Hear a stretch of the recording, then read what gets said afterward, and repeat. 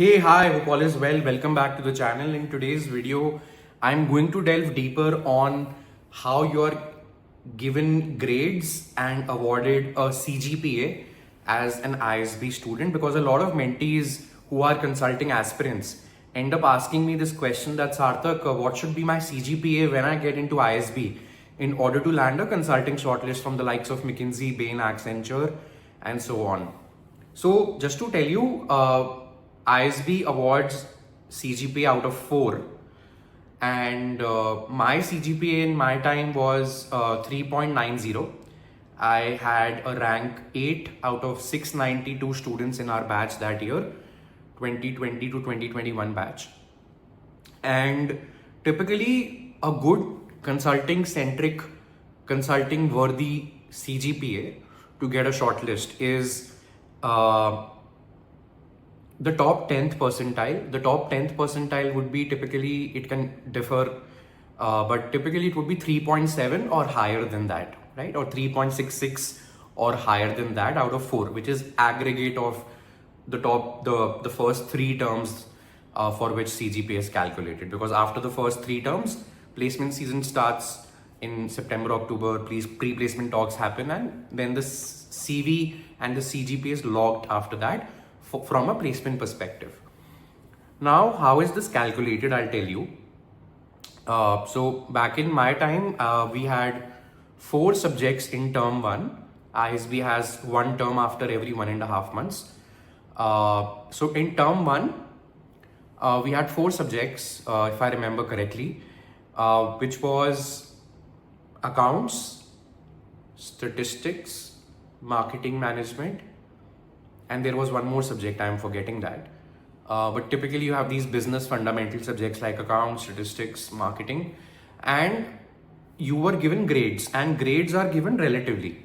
So let's say Sarthak is in the Hyderabad campus and there are 300 students in the batch. Now let's pick one subject. Let's pick accounts. So for accounts as a subject, Sarthak will give some quizzes which will be marked. Sarthak will submit some assignments which will be marked. Sarthak can have a midterm exam as well, which will be marked. Sarthak will have an end term exam as well, which will be marked. For some subjects like corporate strategy, you have class participation marks as well. Some subjects don't have an exam but a submission in terms of a project report. So it keeps varying. But and every component from a quiz to an assignment to a midterm or an end term has certain weightage. Let's say midterm has 30% weightage, end term has 30% weightage, rest of it including class participation has 40% weightage. So you're marked for everything. Now let's say Sarthak ends up getting a 90 out of 100 in accounts, overall all combined, all components combined in one subject, he gets 90 out of 100. Now this 90 out of 100 has no relevance because the grading is relative. It depends on how many people got 90 or above that in the exam, be it 95, 96, 98. That will determine Sarthak's grade. So if Sarthak is in the top 10th percentile for that subject's curve, then Sarthak will be awarded an A grade, which is a 4-on-4 GPA in that subject. So let's say there are 300 people in the batch, top 10th percentile would be 30 students. If let's say only 25 students have marks in accounting greater than 90, and Sarthak is in the top 10th percentile, so Sarthak will get a 4-on-4 in accounting or an A grade. Now let's take another example. Let's say Sarthak in marketing management was awarded marks for class participation, for an end term exam, for a project report submission, and Sarthak gets an 85 on 100 in marketing, overall all components combined. Now the problem now is Sarthak sees that broadly 50 people in the batch had marks greater than 85 on 100 in marketing aggregate. Now Sarthak is not in the top 10th percentile, he had to be in the top 30, but he's in the top 50. So Sarthak will not get an A grade, which is the highest grade. Sarthak will get a grade of A negative, which means a 3.5 on 4 GPA, right?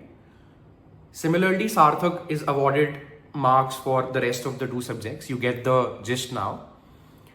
And let's say Sarthak gets 4 on 4 in 2 subjects and 3.5 in 2 subjects, right? So now Sarthak's term 1 CGPA would be an average of all these 4 plus 3.5 plus 3.5 divided by 4 subjects into 4, 16, right? So it would be 12,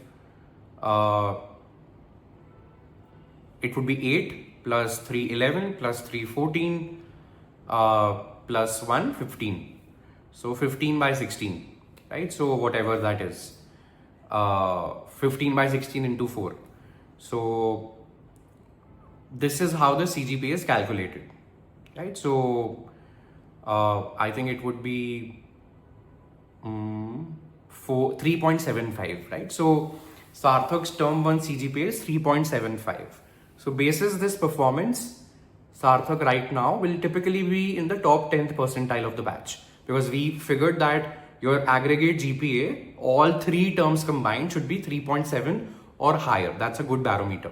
So if Sarthak emulates this same performance of 2 subjects having a 4 on 4 GPA, 2 subjects having a 3.5 on 4 GPA in the subsequent 2 terms as well, then Sarthak's overall aggregate GPA would be 3.75, right? So 3.75 in term 1, 3.75 in term 2, 3.75 in term 3. Aggregate average is 3.75. Now this is how you are graded or marked in ISB. Every subject has its own components, which can range from classroom participation to a quiz, to a take-home assignment, to a midterm or an end term. Every component is marked. Every component is given some weightage. Weightage is multiplied by your marks to get the final number. It can be 90 on 100, 80 on 100. If the paper is very difficult, you can get an A grade even on 70 on 100. So back in my time, operations management, the end term and the midterm examinations were so difficult that I got a 72 on 100 and it was A grade. Why? Because relatively speaking, as compared to the rest of the class, I was still in the top 10th percentile for operations management, because the difficulty level of the exam was so much, right? So a lot of people got 60s, 50s, 40s, and I got 72, and I was still in the top 30 students of the batch for that specific subject, right? And I hope this helps you, and I'll see you very soon.